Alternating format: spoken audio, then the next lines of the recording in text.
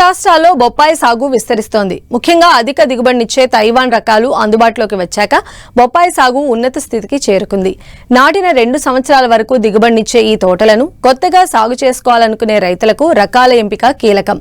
విత్తనం మొదలు కోత కోసే సమయం వరకు సమగ్ర యాజమాన్య పద్ధతులు పాటిస్తే అధిక దిగుబడులను పొందవచ్చని తెలియజేస్తున్నారు సీనియర్ శాస్త్రవేత్త డాక్టర్ పి. సుధా జాకబ్.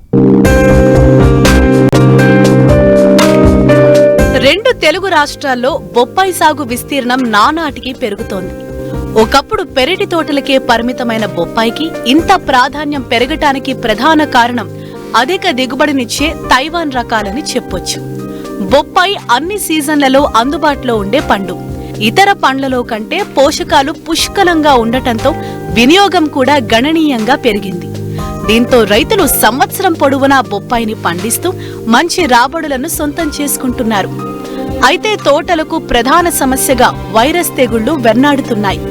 అందువల్ల కొత్తగా తోటలను పెట్టాలనుకునే రైతులు ఆయా ప్రాంతాలకు అనువైన మేలైన రకాలను ఎంపిక చేసుకుని పంట ప్రారంభం నుండి వైరస్ ను వ్యాప్తి చేసే రసం పీల్చు పురుగుల నివారణ పట్ల అప్రమత్తంగా ఉండాలి. ఎక్కువ కాలం నిల్వ ఉండి అధిక దిగుబడినిచ్చే తైవాన్ రెడ్ లేడీని రైతులు అధిక విస్తీర్ణంలో సాగు చేస్తున్నారు. అలాగే బొప్పాయి పాలతో పపైన్ తయారు చేస్తున్నారు. పాల కోసం కో2 రకాన్ని ఎన్నుకుంటే మంచి దిగుబడిని తీయవచ్చు.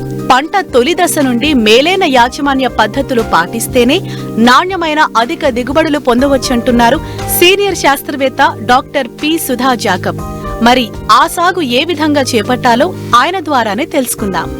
యాజమాన్య చర్యల్లో మనం ప్రధానంగా గమనించాల్సినటువంటి అంశాలను గుర్తించినట్టయితే వరుసకి మొక్కకి మధ్య పెట్టేటప్పుడు కనీసం 1.8 మీటర్లు దూరం ఉండేటట్టు మనం పెట్టుకోవాలి.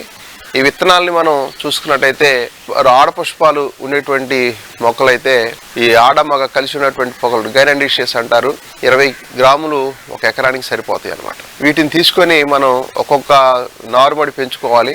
దాదాపు 45 రోజుల పాటు ఈ నారుమడి పెంచుకున్న తర్వాత మొక్కలను మనం ప్రధాన పొలంలో నాటుకోవాలి. ప్రధాన పొలం నాటుకునే ముందే మనం 2-3 సార్లు మనం దున్నుకొని ఏ కలుపు ఏమి లేకుండా శుభ్రంగా తయారు చేసుకోవాల్సినటువంటి అవసరం ఉంటుంది.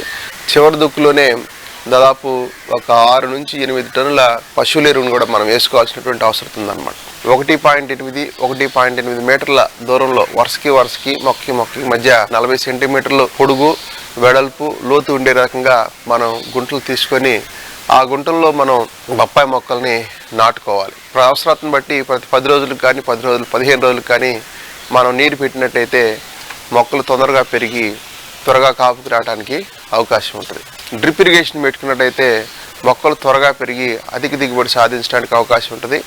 డ్రిప్ ద్వారానే మనం ఎరువులు కూడా అందించడానికి అవకాశం ఉంటుంది కనుక మనం ఎరువుల వినియోగాన్ని ఎక్కువగా పెంచడానికి అవకాశం ఉంటుంది అన్నమాట. బొప్పాయి తోటలో ఎరువుల యాజమాన్యం కూడా చాలా కీలకం. పశువుల ఎరువుతో పాటు రసాయన ఎరువులను కూడా అందించాలి. సూక్ష్మ పోషకాలను కూడా సకాలంలో అందిస్తే తోట ఆరోగ్యంగా పెరుగుతుంది. మంచి కాయ నాణ్యత వస్తుంది. మరోవైపు తోటలో కలుపు లేకుండా ఎప్పటికప్పుడు అంతర కృషి చేసుకోవాలి. తర్వాత మనం ఎరువుల యాజమాన్యం గమనించినట్టయితే ప్రతి చెట్టుకు కూడా దాదాపు ఒక 500 గ్రాముల యూరియాను, 1.5 కిలోల సింగిల్ సూపర్ ఫాస్ఫేట్ను, 850 గ్రాముల పొటాషియం మనం వేసుకోవాలి. ఈ యొక్క ఎరువులను 6 భాగాలుగా చేసుకొని ప్రతి 2 నెలలకు ఒకసారి మనం మొక్కకి అందించాల్సినటువంటి అవసరత ఉందన్నమాట. వీటితో పాటుగా మనం తప్పనిసరిగా సూక్ష్మ పోషకాలైనటువంటి జింకు బోరాన్ని తప్పనిసరిగా మనం వేసుకోవాలి. వాటి లోపాల వలన పంట దిగుబడులు బాగా తగ్గిపోతా ఉన్నాయి కనుక మనం తప్పనిసరిగా వీటిని వాడాల్సిన అవసరం ఉంది. బోరాన్ అనేది ప్రతి చెట్టుకు కూడా ఒక 50 గ్రాములు, జింక్ అనేది ప్రతి చెట్టుకు కూడా ఒక 100 గ్రాముల చొప్పున మనం వేసుకోవాల్సినటువంటి అవసరం ఉంటుంది. ఈ భాస్వరం ఎరువులు వేసిన తర్వాత కనీసం ఒక 4-5 రోజుల గ్యాప్తో ఈ జింకు బోరాన్లు మనం ప్రతి మొక్కలకి వేసుకోవాల్సినటువంటి అవసరత ఉందన్నమాట.